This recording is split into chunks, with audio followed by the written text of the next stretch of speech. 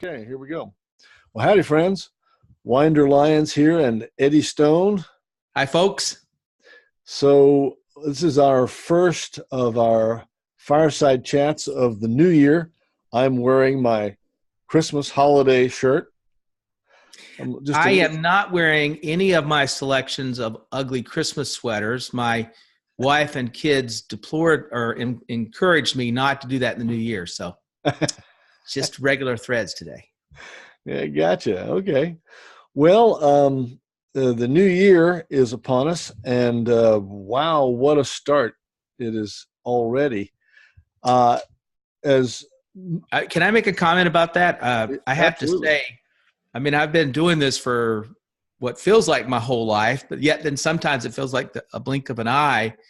But we're coming up on our 7-year anniversary, and we are a company that's had some great growth. I mean, we've had some real sort of breakneck periods of time, but this past fall, it's like somebody just kept their foot on an accelerator with new customers and members and our international expansion. And, we essentially doubled our business in the fall.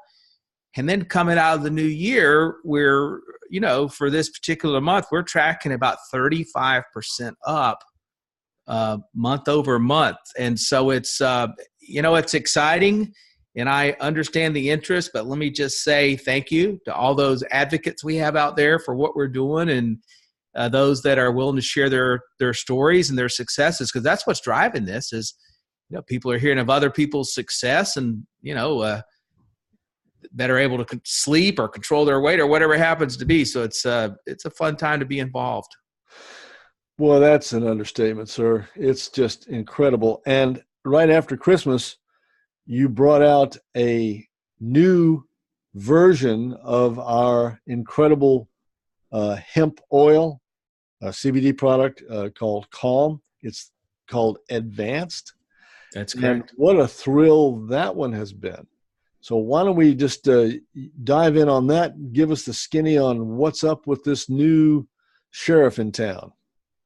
Well, and it is fun. And the people that have received it, just some of those, hey, I've been using it for 3 nights or 4 days or whatever it is already, what they're communicating is just great to see. And it validates a little bit. So, here's what we know based upon some of the research and the studies that are out there. It looks like for humans, a dose of, say, 10 milligrams to as much as 75 milligrams. And, if we're just considering people that are of normal health and sort of normal issues, somewhere in that 10 to 75 milligram range is where people are finding success. And, body weight probably plays a role in that, but it's not the only thing. Some people just have a heightened sensitivity or react faster. And so we have had great success with the Calm 750, which would give somebody a dosage of 25 milligrams if they're using a dropper full, essentially. A full drop, whole dropper?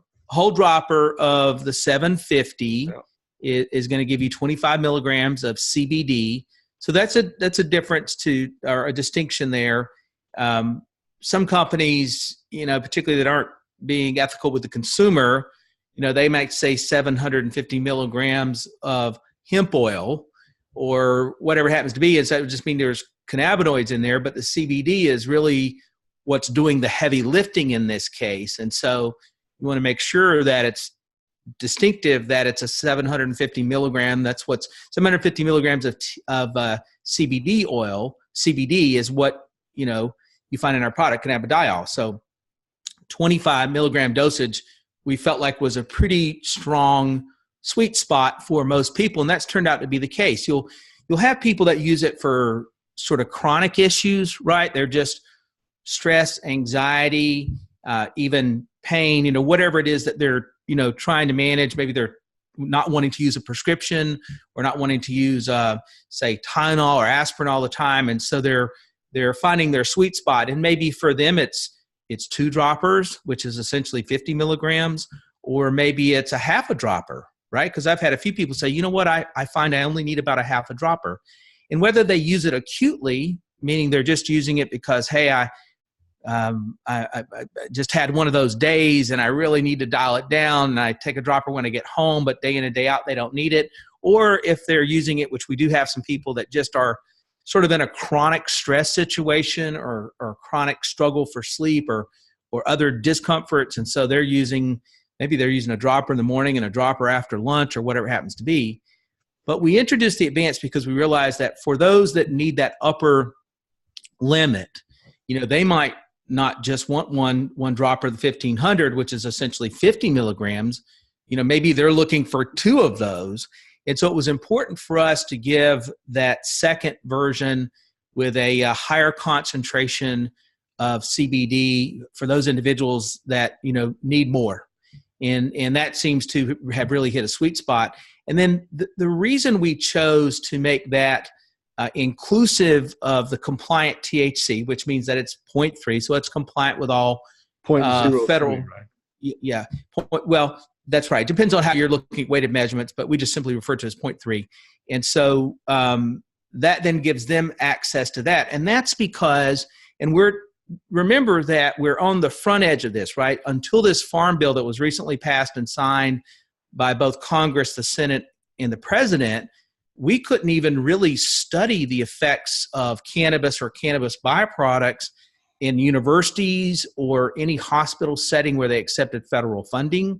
Not only were there questions about the legality, which was kind of, open for discussion, but they just simply would not support it from a federal funding standpoint. So now we've got that research. But before that fully kicks in, we know from some research that's out there, there's a suggestion that THC is associated with relieving discomfort as much or greater than the CBD. And so THC is a cannabinoid, CBD is a cannabinoid, and so they operate similarly, but they're different. They affect CB1 receptor, CB2 receptor slightly different. And so we wanted to make sure we gave an opportunity for those that feel like the THC may give them some relief from discomfort. We want to give them that option.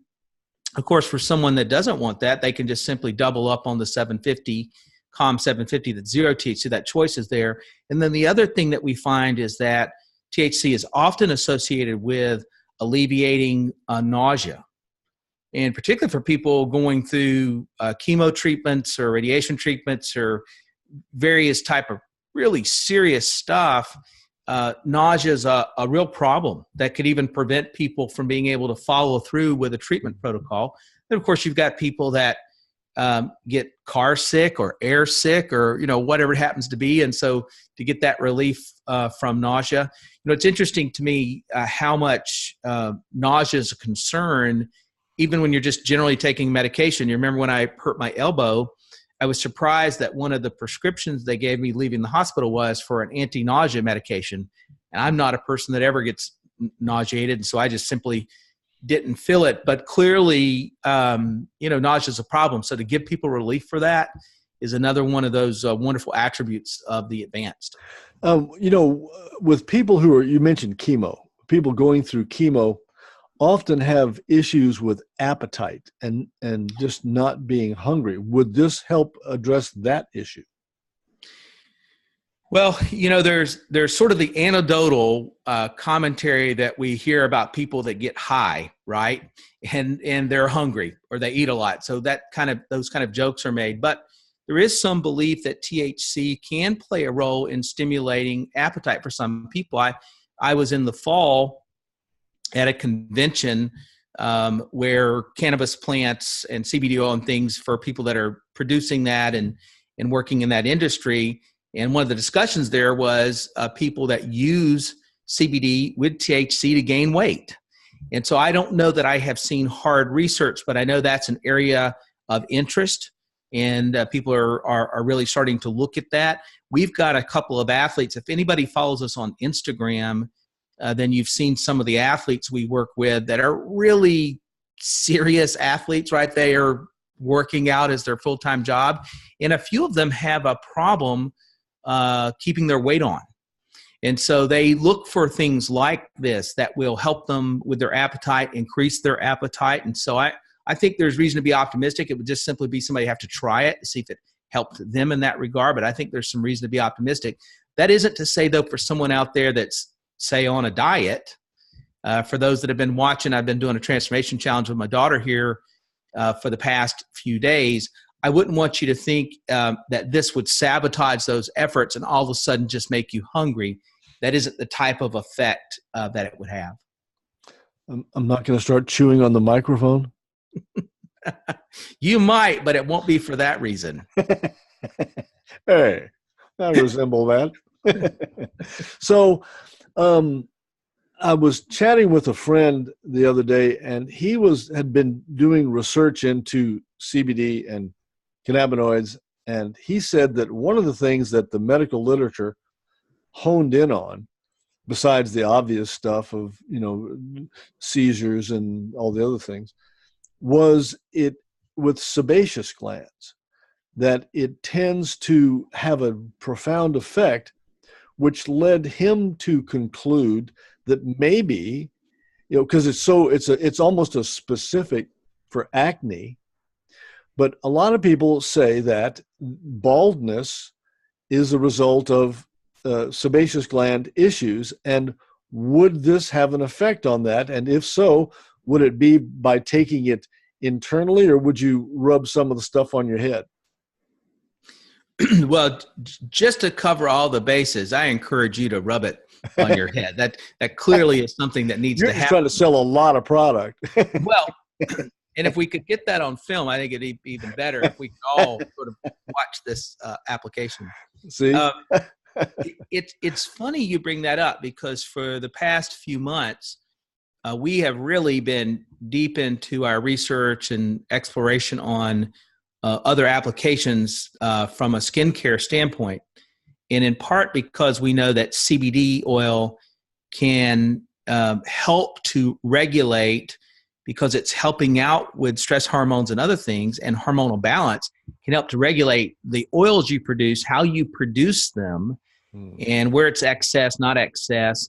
And if those glands are overly active, that can get in the way of hair production as well. It can be underperforming or overperforming, right? And so remember, CBD is there to really bring some regulation and some balance to the body processes. And so one of the reasons why you've probably seen some people jumping on the skincare products with CBD in them is because they know of this, and it can really help out with teenage or adult acne in this regard, because you get some control over the excess oil production. So I think it's quite promising to think that at some point in the not too distant future, we may see some specific formulations for helping out with hair loss, or even just trying to retain the hair they've got for healthier hair, right? So I think any kind of topical application that regards is very, very promising, because remember, even though if you're applying it topically, it isn't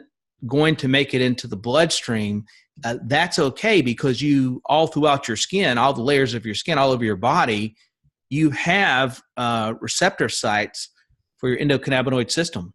And so it will penetrate the skin, and if it's a good nano product and all the other qualitative things that we know need to be there, it's going to interact. So I think that's quite possible, because it's no question when those glands are out of control and not performing up to snuff, that's when you get hair loss and other challenges. So if you had, say, a bottle of the 1500 and were inclined to rub some on your scalp, do you think it could make a difference? I think it could, and I have. So a little piece about right here, just one little strip. For me, I'm just trying to stop this regression that's taking place here, my forehead that just gets longer and longer. Is it working? I can't say qualitatively, Winder, that I know for certain it does, but I feel good about it. I think the hair is a little healthier. And at those edges where it's touching, I feel like the hair is maybe even just a touch darker. This is my own personal experience, right? So just make sure, folks, this is this personal clinical trial of one here. But I believe that it's quite possible. And these things are not something that would show up overnight.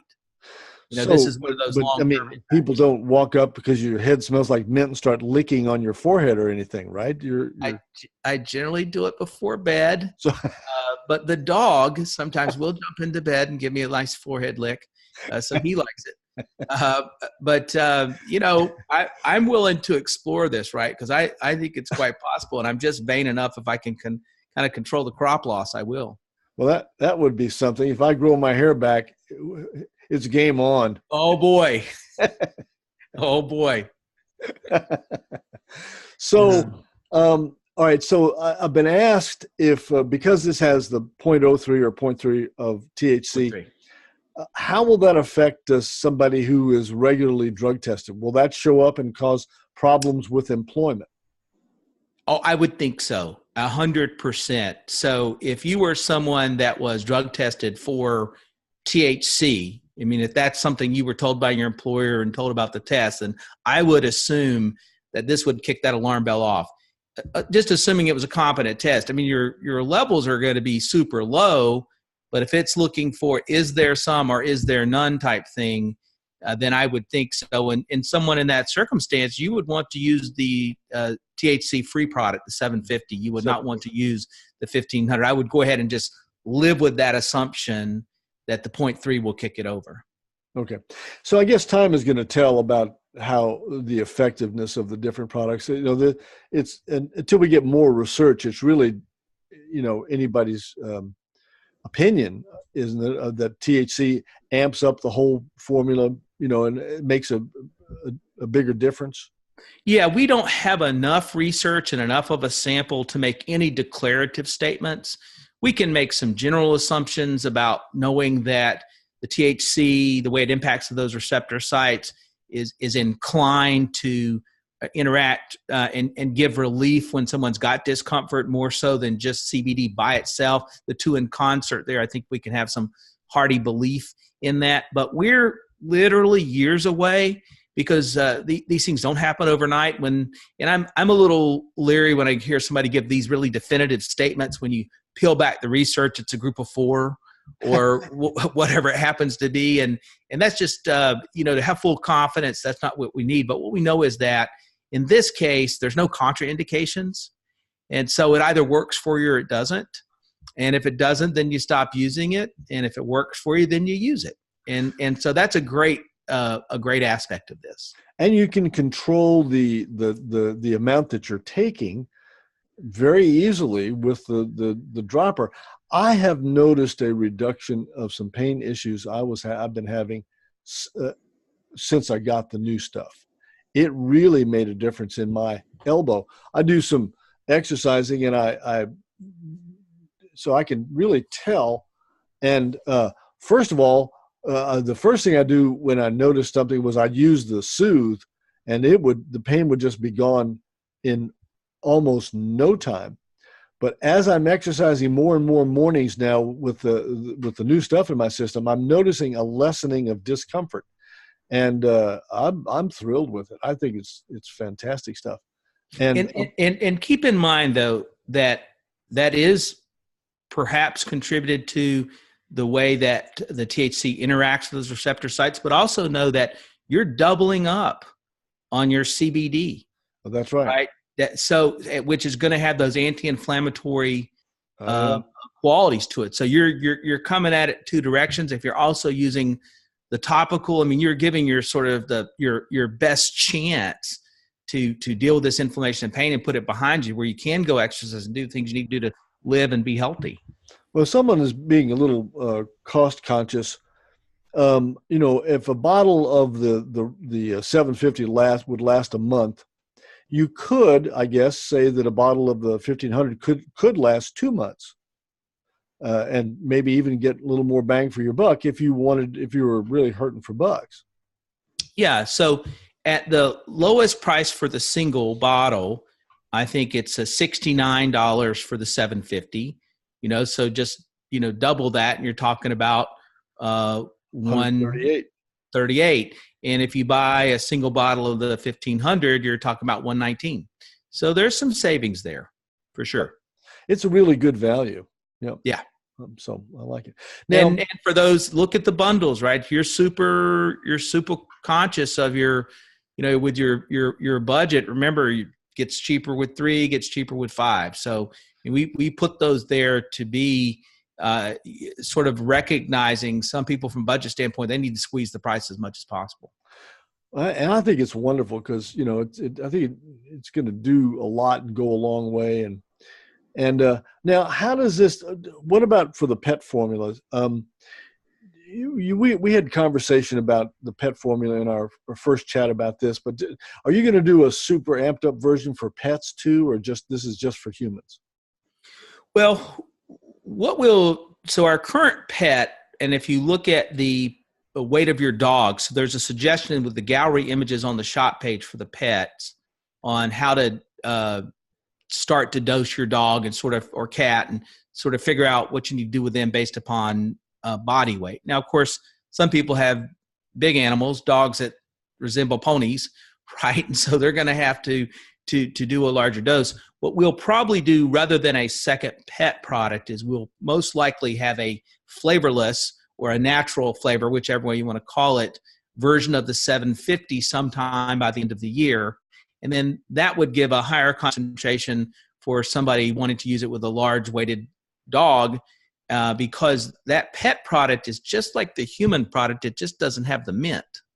Right. Or the concentration. There's no difference from a sanitation standpoint or quality of ingredient standpoint. We haven't done anything to cheapen that product. It's of the very same ilk and quality as the human. It just doesn't have the mint flavor and the concentration's less. Got it. Someone asked me about, he has a horse. How would you dose a horse with this?